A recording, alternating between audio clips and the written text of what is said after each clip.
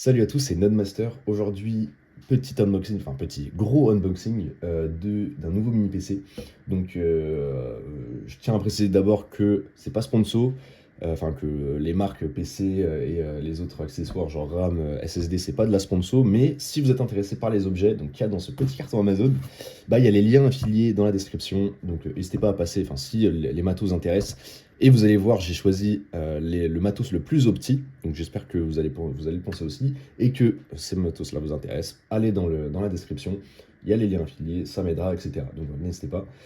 Maintenant que ça c'est dit, on va passer au petit unboxing, et je pense que ça fera partie d'une petite série où je présentais ce PC, on va installer tout ce qu'il faut dessus, je vous expliquerai qu'est-ce que je vais mettre dessus, etc. etc. Je suis vraiment trop impatient, ça va être trop cool.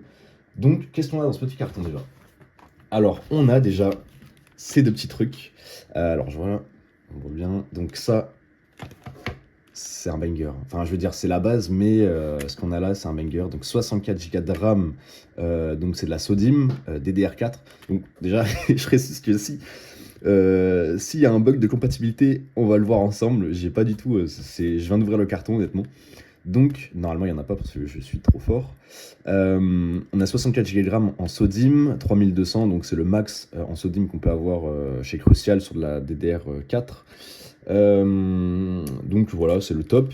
Et ici, on a un Samsung 990 Evo Plus, c'est le deuxième, c'est en top 2 en termes de qualité sur du SSD en NVMe ce qu'on peut avoir. Donc au-dessus, c'est le 990 Pro. Bon, le gap de prix entre le Evo Plus et le Pro est assez élevé. Il me semble qu'il y a 40 euros. Donc celui-là, ça doit être 120 et le Pro, enfin je parle bien sur sur du 2 Tera. Et le Pro, ça doit être 160, un truc comme ça, de mémoire. Donc en termes de perf dont j'avais besoin, enfin moi je parle souvent en termes de besoin, bah j'avais pas besoin forcément du Pro, du top, mais j'avais quand même besoin d'un truc qualitatif. Et Samsung sur du NVMe, c'est le top. Donc moi, c'est ce que je vous conseille. Et là, donc voilà, 2 Tera. Et voilà, le plus important évidemment, le petit mini PC qui est vraiment la boîte est minus. Ah, voilà. Magnifique. Le petit Ace Magic Chrome Mini K1. Donc, honnêtement, la couleur, je sais plus. Là, on voit, il y a les deux coloris, mais à l'intérieur, je sais pas quelle couleur c'est, ça va être la surprise. Donc, on va voir les specs. Ah, bah, c'est le black. Voilà, bon, après, je m'en fous un peu de la couleur, honnêtement. Il est en mode 16 Go. Enfin, la RAM qu'il y a dedans, je m'en fous un peu parce que dans tous les cas, moi je vais le mettre en 64 Go. Et il y a 512 Go, c'est un SSD, je sais pas, honnêtement, j'ai pas trop vu. De toute façon, je sais pas encore si je vais le laisser ou je vais tout virer pour mettre ça de base, ou si je vais laisser ça pour mettre l'OS. Mais bon, je m'en fous un peu, honnêtement. Enfin, même si je le vire, j'en mettrai un autre. On verra. Donc voilà. Voilà, c'est pas une sponsor, même si S-Magic j'ai jamais testé, c'est la première fois que je prends S-Magic, donc on verra ce que ça donne. Mais si ça vous intéresse, bah, il y aura toujours les liens dans la description, les liens d'affiliation évidemment. Donc voilà, petit packaging basique. Franchement, bah, rien à dire de plus. On va l'ouvrir. Et je prends le petit couteau, évidemment, Opinel des familles. Ouah. Franchement, la boîte, j'en ai rien à foutre. De toute façon, je vais l'acheter. Je suis pas le style de mec qui garde les boîtes. Hop. Donc, c'est vraiment sous blister. Hein. Je l'ouvre devant vous. J'ai même pas vu ce qu'il y avait dedans. Là, dans cette vidéo, je fais juste la petite présentation. On va parler un peu aussi de ce que je vais faire. Enfin, moi, je sais déjà ce que je vais faire et je vais vous dire aussi pourquoi. Du coup, j'ai besoin d'un nouveau mini PC. Ça va être blabla et déballage. On va pas le configurer dans cette vidéo, on va le faire dans une autre vidéo. Mais si vous voulez voir un peu comment configurer un mini PC, comme ça s'ouvre cette boîte de merde. Si vous voulez voir comment configurer un mini PC, comment mettre un hyperviseur dessus, et bah n'hésitez pas, franchement ça va être trop cool. Vous allez apprendre des trucs. Et moi d'ailleurs je vais aussi apprendre des trucs, donc on n'arrête jamais d'apprendre évidemment. Et si vous avez des conseils à me donner, bah, n'hésitez pas dans les commentaires. Donc le petit manuel, franchement, bon bah, évidemment, et le mini PC qui est juste là. Je vais vous parler des specs évidemment. Je l'ouvre juste le. Voilà, vous allez voir la taille. Oh putain, c'est tellement léger. Il est très très léger. J'ai enlevé le plastique de protection. Hop, c'est un peu ASMR déballage pendant qu'on y est. Voilà. Ça devrait être pas intéressant. Ça, intéressant. Donc, il est basique, franchement. En termes de design, c'est vraiment c'est vraiment plastique. Donc, bah bon, du coup, ça fait qu'il est vachement léger. Après, en termes de refroidissement, on verra ce que ça donne. Donc, au niveau des specs, je vais vous expliquer tout ça. Donc, dessus, on a un petit Ryzen 5 7430U. J'ai jamais eu de Ryzen, enfin juste sur un PC portable de merde, mais en termes de mini-PC, même de PC fixe, je n'ai jamais eu d'AMD. Donc c'est une première pour moi. Euh, je sais évidemment que tout le monde dit que les Ryzen, en termes de CPU, ça dépasse Intel en ce moment. Donc c'est pour ça que j'ai voulu tenter le coup, vu que j'ai jamais été sur Ryzen. Là c'est un 7430U, c'est pas les derniers, mais en termes de prix, enfin moi j'ai pas pris le top du top, j'ai pris ce qui me correspondait en termes de besoin et aussi en termes de prix. Donc je vais vous dire un peu pour combien j'en ai eu pour tout ça. Mais voilà, c'est un Ryzen 5 et non pas un Ryzen 7, parce que voilà, je voulais pas, en termes de besoin, je voulais pas le top, donc c'est un 6 core 12 threads. Donc ça, c'est bien ce qu'il me fallait. 16 Go de RAM DDR4, enfin c'est de la DDR4 du coup. Et dedans, il y a 16 Go de base, 512 Go de SSD en M2, donc nativement, donc c'est un M2. Il y a du Bluetooth 5.2, du Wi-Fi 6, du type C. Donc on va voir les périphériques. Là, on a un petit type C, on a deux USB 3. Et là, derrière, on a 4. Ça, c'est le port LAN. Avoid LAN initially continue might trigger long update delay. Oh, rien à foutre. Dites-moi si ça c'est important ou pas. Moi j'en ai honnêtement. Je sais pas trop. Je pense qu'il parle d'update. Peut-être. Avoid LAN initially continue might trigger long update. Bon, en gros, peut-être de base, il doit y avoir un Windows 11. Il y a marqué que de base il y a un Windows 11, mais ça va virer. Vous allez comprendre que ça va virer très très vite. Je pense que c'est pour ça qu'il dit que ça prend. Au démarrage initial, ça prend longtemps à se configurer. Donc on a un HDMI, un DisplayPort qui vont virer très très vite. Enfin, ils vont rester là, mais je veux dire, ça va pas nous servir vu que ça va servir pour du serveur évidemment. On a un LAN, c'est du giga. Donc voilà, je fais pas de. C'est un peu dommage, mais pour le prix, je pouvais pas m'attendre à avoir du 2,5. De toute façon, je fais du giga pour le moment dans tous mes problèmes, c'est du giga. Et on a 4 petits ports USB 3. Ça, c'est cool. Voilà, même si en théorie, ils vont pas me servir. Et là, on a petit Alim. Donc Alim j'espère qu'il est dans le paquet. Donc voilà, à ce niveau-là. Donc on va le mettre ici. Et je vous ai déjà présenté ces petites bêtes. Et la petite RAM. Donc on a tout ça.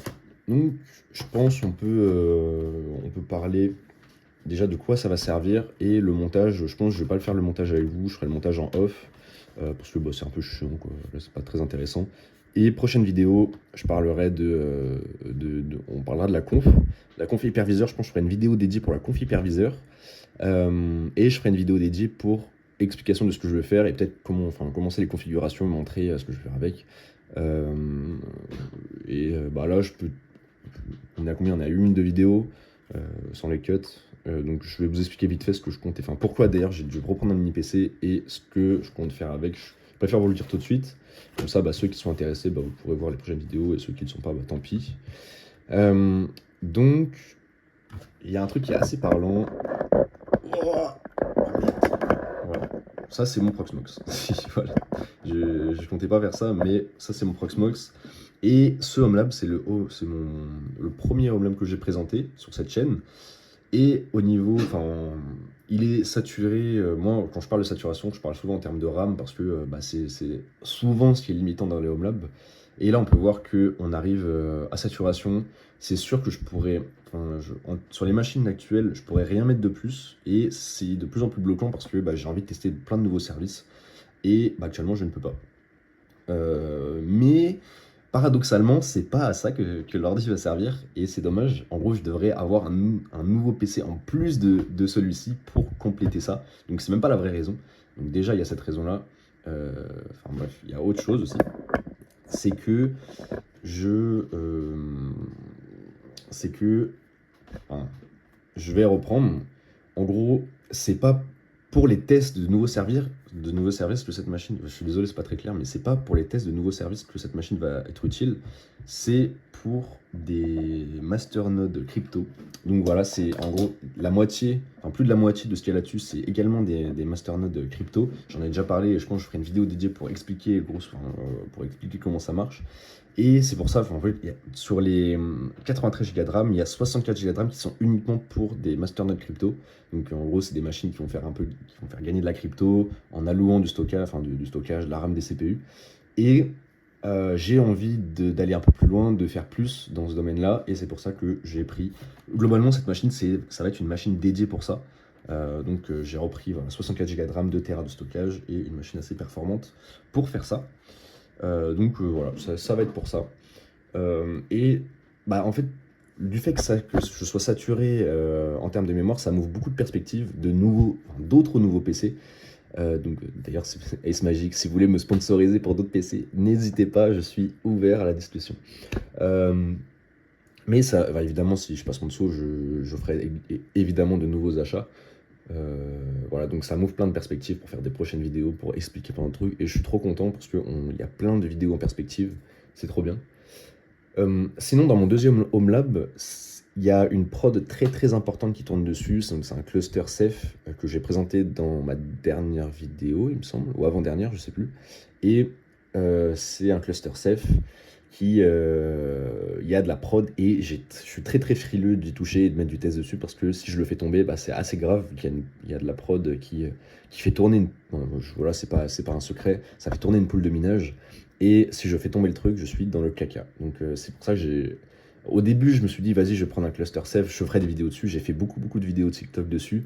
Je pense j'ai appris plein de trucs, c'était trop bien. Mais maintenant, je m'en sers quasiment uniquement pour de la prod.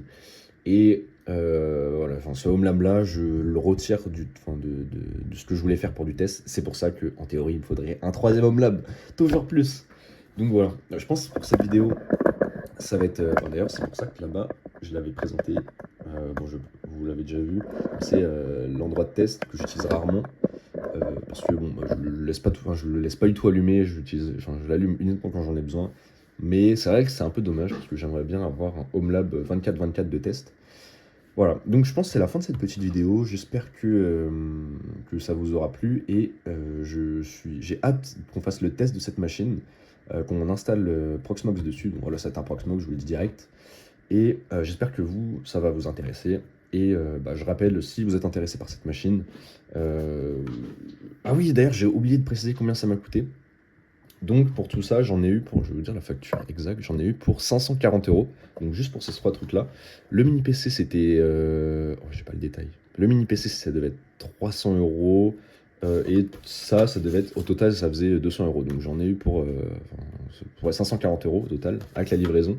Donc voilà, je pense que c'est assez raisonnable pour un Ryzen 5 7400. Donc il y a 12 threads, 6 cœurs 12 threads, 64 Go de RAM et 2 Tera de SSD pour un des meilleurs SSD qui existe. Donc je pense que c'est relativement ok pour un mini PC. Si vous pensez qu'on peut faire mieux, n'hésitez pas à me préciser, à m'envoyer des liens, etc. Moi j'ai fait pas mal de recherches et j'ai trouvé que c'était, en tout cas par rapport à mes besoins, c'était le top. Donc voilà. Donc si vous êtes intéressé, passez par mes liens en description. Et sinon, on se retrouve sur Discord. Le lien en description également. N'hésitez pas à venir parler. Et allez sur mon TikTok, abonnez-vous à cette chaîne, mettez des commentaires, likez. On se retrouve prochainement pour une nouvelle vidéo. Et sur ce, je vous dis ciao, à la prochaine.